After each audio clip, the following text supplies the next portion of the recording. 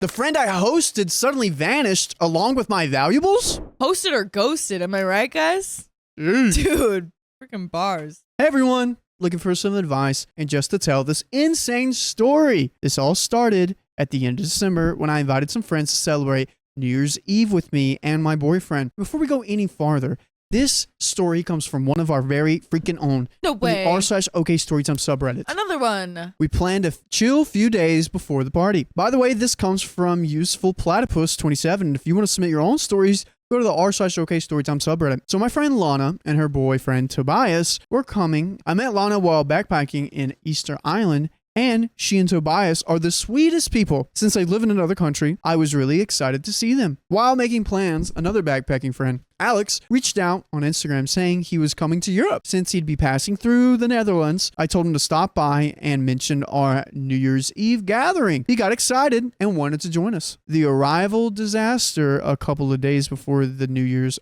Eve party, Lana and Tobias arrived midday. We had a great time catching up and walking around town. Meanwhile, Alex messaged me that he was on his way from Germany where he had spent Christmas. He was supposed to arrive that day around 8 p.m., but kept getting delayed. At one point, he mentioned having some drinks, so I assumed he might have fallen asleep on the train. I told him that if his phone passed away, he should meet me in front of the Starbucks near the station. Meanwhile, my boyfriend and I were enjoying a relaxed evening with Lana and Tobias to pass board games and wine. Alex kept being delayed at some point and he would arrive at 1 a.m. We made a quick phone call where I asked if he minds walking to my place, which he said he didn't. Whilst we were getting ready for sleep, we waited up for him. 10 minutes after his expected arrival, I texted him, no response. At 1:40 a.m., I called, no answer. My boyfriend and I started getting worried, so we hopped on our bikes to check the station. He was nowhere to be seen. We spent the next hour cycling around the city, asking people if they'd seen him, checking the few places still open. Not many,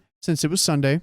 Nothing. Eventually, we headed home. I even called the police just to check if he had ended up there. At this point, we were both worried and really confused. I barely slept that night. The next day, still no sign of him. The next morning, Lana and Tobias, who didn't even know Alex, kept an eye out while exploring the city. I called a few hotels and the Starbucks where he was supposed to meet me. No luck. Since my boyfriend and I work freelance, we try to focus on work, but I couldn't shake the unease. I started thinking maybe he lost his phone and couldn't access Instagram. I knew his last name, so I searched online and actually found his parents' phone number and email. Figuring he might remember their number by heart, I left a message with my contact info in case he reached out. His parents didn't answer. By 5 p.m., we decided to go to the police to report it, mostly for our peace of mind. That evening, we tried to relax, playing pool and cooking dinner. Then at 8 p.m., I checked my phone and Alex had sent me a follow request on Instagram. Interesting. The strange excuse. Yeah. I immediately called him. Turns out his phone broke on the train and he had no idea what to do. So he arrived, looked around for us, and then just booked a hotel. He apologized and we were relieved that he was okay. But in the back of my mind, I was suspicious. It just seemed like a weird situation. I'm not buying this. What do you think happened otherwise? Seems like a setup, dude. Just like they're what? setting him up for something. Mm, I'm not buying it. I don't know. I kind of, it seems weird for sure, but like, I don't really know what else would have happened. Keon, what do you think? I don't know. Like, if you're traveling, I get it. It's hard to communicate because you don't have like the SIM card or, you know, some things happen. It's happened to me. My phone got stolen while studying abroad. It happens and it sucks. That's no good. Yeah. You have people you can talk to and like, hey, can I just message somebody or go on Facebook or go on your Instagram for like a quick second? It takes like 3 minutes to sign into your Instagram or Facebook or whatever, just to message somebody. So that was kind of odd that he didn't do it immediately. Yeah.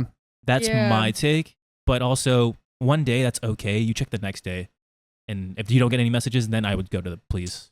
Agreed. Yeah, going to the police seems a little bit fast. It was really quick. Yeah. You gave it a day, pretty much. Not even a day. You gave it like half a day. 2. Yeah. He finally showed up with his backpack, feeling bad about everything. We said not to worry and happy that we found him. We had dinner, drank some wine, played board games. To be honest, we all were after a good time, and at that point, there was no reason to be annoyed or to raise questions. We just give him the benefit of the doubt and just had a good time. New Year's Eve, the disappearance. The next day, we planned to visit a spa before the New Year's Eve party in the morning.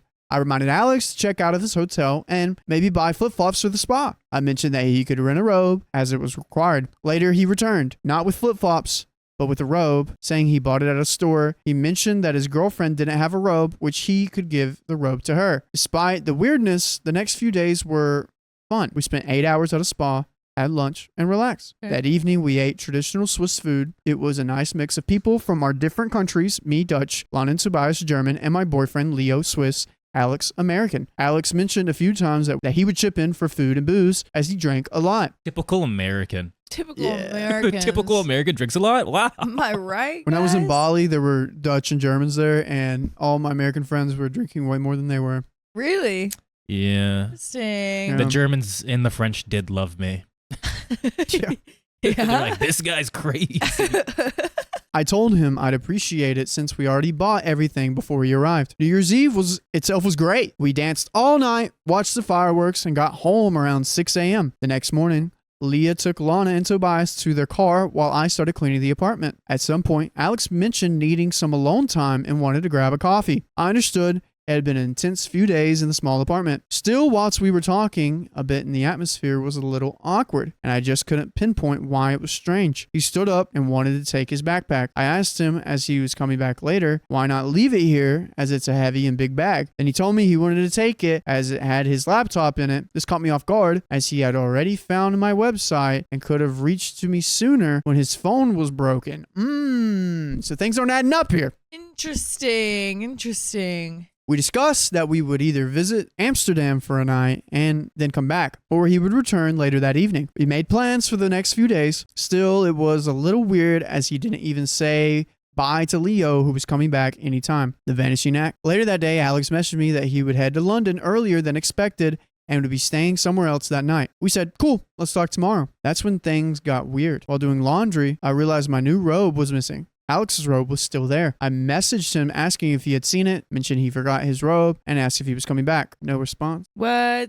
Why? Over the next few days, I sent him another message, including a payment request for some of the food and booze and the spa, around 60 euros. Still nothing. Me and Leo actually drove to the spa to check if it was there, but it wasn't. Weeks passed, and I realized one of my sweaters was missing that I was sure was in the living room, where he stayed. I asked Lana, but she said she hadn't seen it. We had a phone call and agreed it was strange. We hadn't heard from Alex at all. Leo, meanwhile, was getting increasingly annoyed at the lack of respect, ghosting us after making plans and not paying me back. Then, while cleaning my apartment before heading to Switzerland, I made another discovery. My analog camera was gone. This wasn't just any camera. It belonged to my late grandfather and still had a full roll of film from a trip Leo and I took to Tunisia. Wow. I had a long chat with Lana about this matter, and she feels sick about it. Oh my gosh.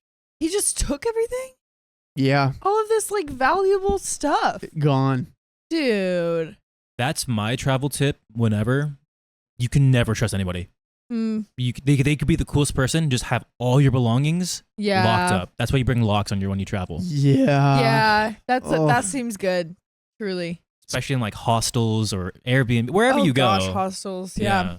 I'm sure they didn't take the stuff, as I know and trusted them. And besides, they were just not that kind of people. I traveled with Lana 6 countries, and she really gets upset about this kind of stuff. What do I do now? At this point, I had given Alex multiple chances to respond, including sending him a payment request for about 60 euros. Honestly, the scooter rental and extra costs from that night searching for him weren't cheap either, and I barely worked that day. But the money isn't the main issue. It's the missing items. And more than anything, the trust that's been broken. I think it's hard to assume he took my stuff, although on the other side, he's not responding to my messages. By the way, you can respond to us after the story by checking out your favorite podcast platform, searching up OK Storytime, and checking out our stories, because we got a bunch of crazy ones just like this one. Come on down. Come on now. Dang, man. Can you do anything? He's I don't gone. know. There's no such like. This is just. Yeah. It's kind of how it be when you're traveling, I guess. This is just. Dang, man. There's no such thing as like travel insurance for this kind of thing. It's like Yeah. Plus, they live at home. This is their It's like- home. Yeah. I Oh. know some people might say, why invite someone you didn't even know that well? But in the backpacking world, there's a sense of mutual respect. We travel together, look out for each other. I let him into my home, was hospitable, and now I feel used. I don't know what my next step should be. Should I confront him? Should I let it go? I just feel bad that this whole situation has cast a shadow over what was supposed to be a fun and meaningful reunion. I confront him, and I mean, I know those pictures are gone. I'm really sorry about that part. Yeah. the camera. I know. I don't know though, because it's hard. Like, if they don't see each other in person at all, then confronting him would just be like messaging him on whatever app. And he's not gonna answer. Exactly. So it's like I don't even know if that's gonna do anything. You know? Yeah. But it's really just kind of so crappy though, and they were so worried about this guy, and they were like literally just worried about his safety when he wasn't like talking to them. He has to feel bad about that. That's so crappy. It really is. Yeah. It really is. Yeah. But that's the end of that story.